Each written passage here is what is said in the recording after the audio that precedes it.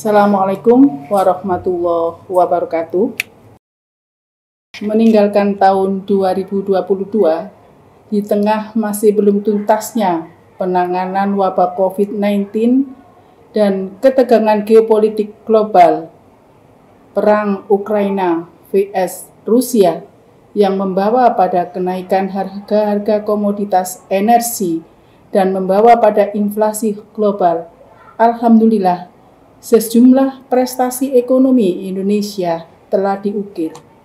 Indikator kinerja tersebut dapat dilihat bahwa sampai dengan kuartal 3 tahun 2022, sesuai data BPS, pertumbuhan ekonomi Indonesia mampu mencapai 5,72%, melebihi pertumbuhan ekonomi pada triwulan kedua yang baru mencapai 5,45% year of year. Berbagai sumber perbaikan ekonomi diantaranya membaiknya permintaan domestik dan tingginya kinerja ekspor komoditas, serta perbaikan investasi. Meski kita ketahui bersama bahwa pengeluaran pemerintah terkontraksi sampai 2,88%. Hal ini dikarenakan pada penurunan pengeluaran pemulihan ekonomi. Namun demikian ada prestasi juga yang menggembirakan bahwa ada pertumbuhan dari sisi industri meskipun pertumbuhan ini relatif kecil, demikian juga di sektor pertanian yang memang tertekan, namun di sisi kepariwisataan akan meningkat. Bagaimana prospek ekonomi Indonesia tahun 2023? Berbagai lembaga dunia, OECD, World Bank, ADB, memproyeksikan ekonomi Indonesia akan tumbuh 4,7 sampai 5,1%. Beberapa hal yang menjadi pendukung diantaranya pertumbuhan antara lain dengan fungsi APBN fiskal sebagai shock absorption, harga komoditas yang masih tinggi, serta kesuksesan presidensi G20. Saat ini pun kita tetap dibayangi dengan adanya krisis global yang dipicu peperangan antara Rusia-Ukraina belum juga usai. Namun di sisi yang lain, kondisi-kondisi tantangan-tantangan ini membawa peluang baru bagi Indonesia, di mana dimungkinkan bahwa harga komoditas masih tetap tinggi dan ini memberikan satu keuntungan bagi Indonesia. Di sisi yang lain, harga energi yang semakin tinggi ternyata juga akan membawa dampak kepada semakin tertekannya margin pada industri-industri manufaktur, demikian juga seperti saya sampaikan tadi adalah sektor pertanian. Inflasi yang tinggi seperti kita hadapi saat ini, inflasi global, ternyata juga akan membawa satu kebijakan kontraksi moneter dengan menaikkan suku bunga oleh 90 negara telah menempuh kenaikan suku bunga tersebut, dan tentunya jika tidak diikuti oleh kebijakan oleh Bank Indonesia dengan strategi yang sama, maka akan menekan satu depresiasi nilai tukar yang membawa dampak kepada menurunnya satu keuntungan surplus neraca perdagangan akibat adanya depresiasi nilai tukar. Oleh karenanya tentu hal yang semacam ini akan membawa kepada pemikiran bagaimana mengendalikan nilai tukar rupiah ini sehingga tidak akan mengkontraksi neraca perdagangan Indonesia yang mengalami surplus sampai tahun 2002 dan diperkirakan sampai 2023. Bagaimana pertumbuhan ekonomi diestimasi secara optimis tentu bisa kita pahami bersama, mengingat adanya satu permasalahan COVID yang sudah mulai berkurang dan diharapkan tentunya bisa selesai di tahun 2023 akan membawa dampak positif di mana konsumsi masyarakat masih tetap tinggi, demikian juga investasi diharapkan juga semakin meningkat. Namun ada hal yang menjadi sorotan yang ada di sini, beberapa kebijakan yang ditempuh oleh pemerintah terkait dengan kebijakan moneter maupun beberapa kebijakan bauran kebijakan seperti makroprudensial, sistem pembayaran, pendalaman pasar keuangan maupun kebijakan ekonomi keuangan yang sifatnya inklusif dan hijau ini menjadi perhatian agar akselerasi pertumbuhan bisa dicapai sampai tahun 2023 dan kita harapkan akan terus mengalami kemajuan di tahun-tahun berikutnya. Di antara kebijakan otoritas yang diambil, di antaranya adalah berbagai bauran kebijakan ekonomi yang bisa dikelompokkan kepada pro-growth dan pro-stability. Yang menjadi fokus perhatian saya dalam hal ini adalah pendalaman sektor keuangan. Mengapa pendalaman sektor keuangan ini menjadi sangat penting? Meskipun sektor keuangan ini mengalami kemajuan yang sangat substansial, sektor keuangan di Indonesia belum cukup mampu untuk mendanai pembangunan dan tujuan pembangunan berkelanjutan. Kita ketahui bersama bahwa untuk mendanai pembangunan membutuhkan dana yang cukup besar. Indonesia bagaimana? Secara ukurannya masih tergolong kecil karena dari ukuran aset sektor keuangan yang diukur dari persentase dari PDB, Indonesia tergolong sangat rendah dibandingkan dengan Filipina, Thailand, dan Malaysia.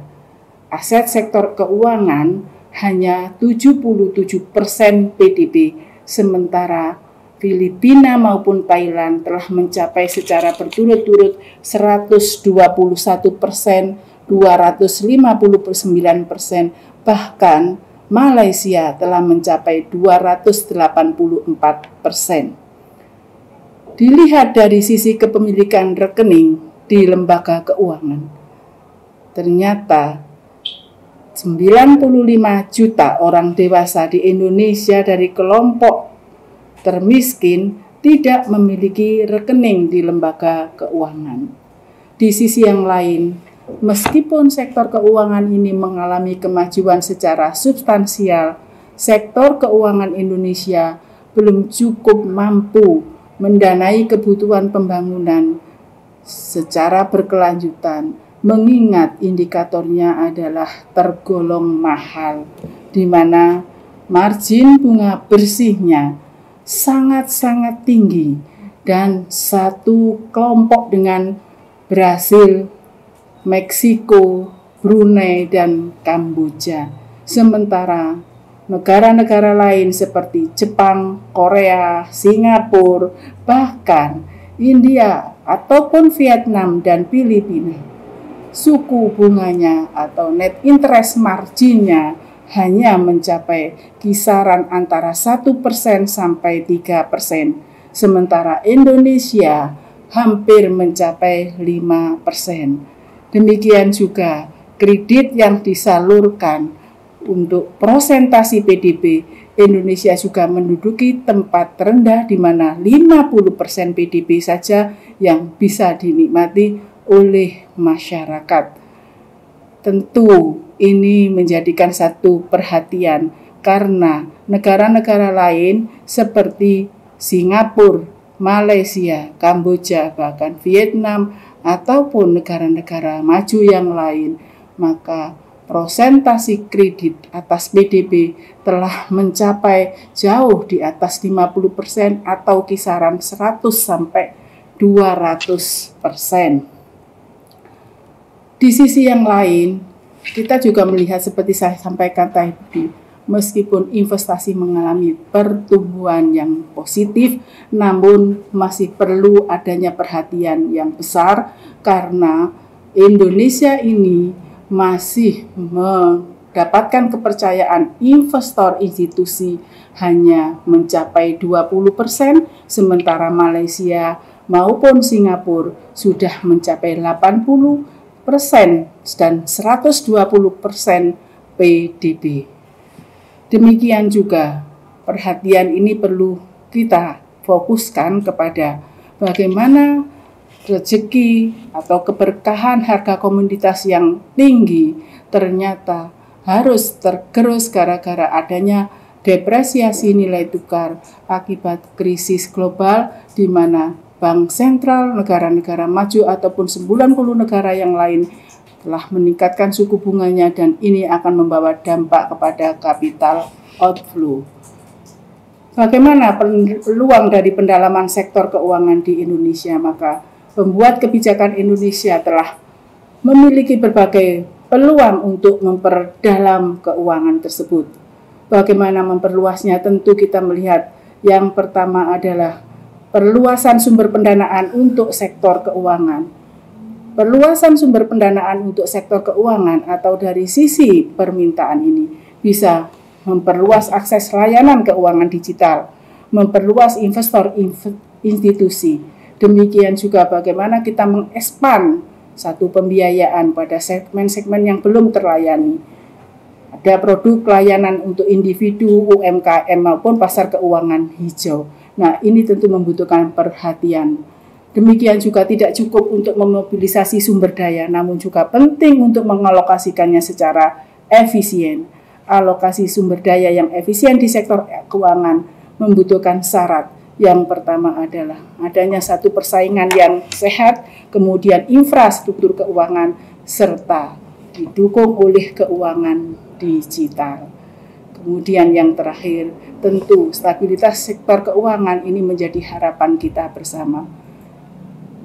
Terakhir, sektor keuangan membuat satu akselerasi pertumbuhan dan mendorong satu kemajuan sektor real apabila efisiensi sektor keuangan itu bisa ditingkatkan sehingga harga-harga pembiayaan yang ada di masyarakat rendah, sehingga fixed cost production sektor real menjadi rendah.